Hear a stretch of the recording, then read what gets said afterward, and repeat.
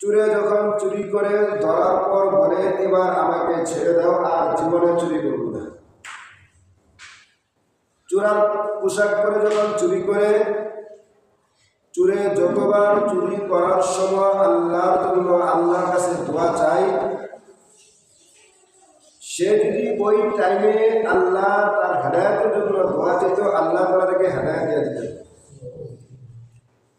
সাধারণত ধরেন সিং খোদার সময় বারবার বলে আল্লাহ এবার আমাকে পার করে দেব, এবার আমাকে পার করে দেব। যতক্ষণ চুরি করবে ততক্ষণ এই দোয়াই বলতে থাকবে, এই দোয়াই করবে। ওই দোয়াটা সে একলাসের সহিত করবে। ভালো নিয়ত, খারাপ কাজ করতেছে, তার বাঁচানোর জন্য সে ভালো নিয়ত করতেছে, আল্লাহ এবার চুরিটা করে দাও, এবার চুরি করলে ভালো হয়ে যাবে। এই যে চুরে তার নিয়ত পরিবর্তন করছে আর এই যে দোয়া করতেছে, এটা কি তার লাভের জন্য না স্বয়ং আল্লাহ তাআলার লাভের জন্য?